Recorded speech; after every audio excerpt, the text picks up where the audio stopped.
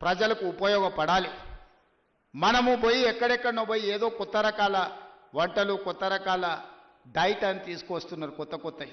ఎందుకంటే మన పెద్దోళ్ళు మనకి ఇచ్చిపోయారు. జొన్న రొట్టె తినండి, మీ బట్టలు మీరు ఉతుక్కోండి, 6 ప్యాక్ ఉంటుందో లేదో మీకు తెలుస్తుంది. మీ బట్టలు మీరు ఉతుక్కొని జొన్న రొట్టె తింటే మీరు ఏ జిమ్ములకి వెళ్ళి కండలు పెంచాల్సిన పని లేదు. ఆటోమేటిక్గా మీరు 6 ప్యాక్ తయారవుతారు. అవేమి చేయకుంటుండి జిమ్ములలో పోయి స్టెరాయిడ్స్ వారి ఆరోగ్యాన్ని పాడు చేసుకుంటారు.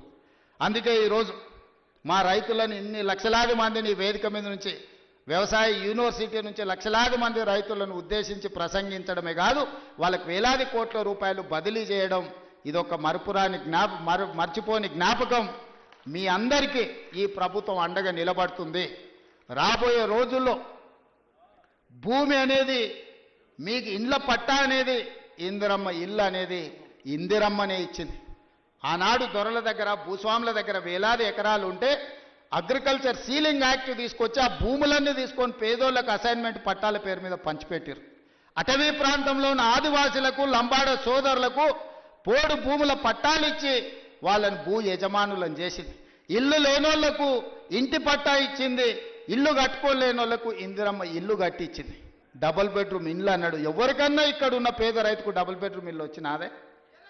కానీ ఇవాళ లక్షలాది ఇందిరమ్మ ఇల్లు ఇవ్వడానికి మనం ముందుకు వచ్చినాం. మీరు ఇండ్లు కట్టుకోండి, ఒక ఇంటి వాళ్ళు కాండి, ఉన్న ఊర్లో ఇల్లు, ఇంత వ్యవసాయ భూమి అనేది మన ఆత్మగౌరవం. అంతకుమించి రైతులు ఏం కోరుకుంటలేరు. వాళ్ళు కష్టపడ్డ పంటకు వాళ్ళు గిట్టుబాటు ధర అడుగుతారు. అవి కూడా ఇవ్వలేని పరిస్థితిలో ఈ ప్రభుత్వం లేదు. మిమ్మల్ని ఆదుకుంటుంది, మీకు అండగా నిలబడుతుంది. పంట మార్పిడి చేయండి. మీరు ఏం పండించినా పంట మనం కొనుగోలు చేయడానికి అవసరమైన కేంద్రాలను ఏర్పాటు చేస్తాం. నాకు మంచి టీం ఉన్నది, మంచి మంత్రులు ఉన్నారు, అనుభవం కలిగిన వాళ్ళు ఉన్నారు. నాకు మంత్రిగా అనుభవం లేకపోవచ్చు, కానీ అనుభవం కలిగిన మంత్రులు పెద్దలందరూ ఉన్నారు.